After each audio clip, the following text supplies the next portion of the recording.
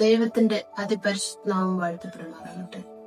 സ്വർഗാരോപിത 2025 എന്ന ഈ പ്രോഗ്രാമിൽ എനിക്കും ഭാഗമാകുവാൻ ദൈവം ഇടയാക്കുന്ന വലിയ കൃപയ്ക്കായി ദൈവത്തെ സ്തുതിക്കുന്നു. കാനായിലെ കല്യാണ വിരുന്നിൽ മാതാവിന്റെ പങ്ക് എത്ര വലുതായിരുന്നു എന്നതിനെ പറ്റിയാണ് നാം ഇന്ന് ചിന്തിക്കുന്നത്.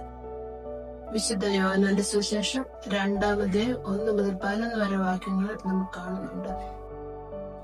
രണ്ട് കുടുംബങ്ങളെ തമ്മിൽ, അതിലുപരി രണ്ട് കുഞ്ഞുങ്ങളെ തമ്മിൽ കൂട്ടിയോജിപ്പിക്കുന്ന സന്തോഷകരമായ ഒരു വിവാഹം വരുന്നു. അതിൽ മാതാവും ഈശോയും ശിഷ്യന്മാരും പങ്കെടുത്തിരുന്നു. ഈ സന്തോഷവേളയിൽ ആ കുടുംബത്തിൽ ഭയങ്കര ദുഃഖകരമായ അവസ്ഥ, വീഞ്ഞു തീർന്നു പോകുന്നൊരവസ്ഥ ഉണ്ടാകുന്നു.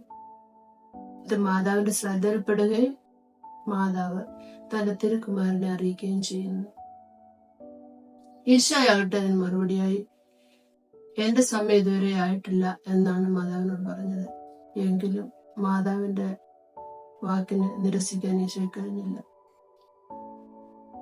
മാതാവാകട്ടെ ആ സമയം പരിചാരകരോട്, അവൻ നിങ്ങളോട് എന്തെങ്കിലും കൽപ്പിച്ചാൽ അത് ചെയ്യുവേനെന്ന് പറഞ്ഞു.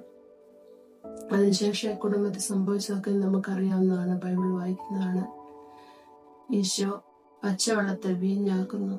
ആ വീഞ്ഞ് രുചിച്ചു നോക്കിയ വരുന്ന വഴികൾ, ഇത്രയും രുചികരമായ വീഞ്ഞ് നിങ്ങൾ എവിടെ ശേഖരിച്ചു വെച്ചിരുന്നു, സൂക്ഷിച്ചു വെച്ചിരുന്നു എന്നാണ് ചോദിച്ചത്. ഇതുപോലെ തന്നെയാണ് നാം ഓരോരുത്തരുടെയും ജീവിതത്തിൽ മാതാവിന്റെ പ്രവർത്തനങ്ങൾ. മാതാവ് മാധ്യസ്ഥം വഴിയായി നാം എന്തപേക്ഷിച്ചാലും ഈശോ നമുക്ക് നൽകത്തില്ലെന്ന് പൂർണ്ണമായും വിശ്വസിക്കുക, ആത്മാർത്ഥമായി പ്രാർത്ഥിക്കുക. ദൈവം നമ്മെ എല്ലാവരെയും അനുഗ്രഹിക്കട്ടെ.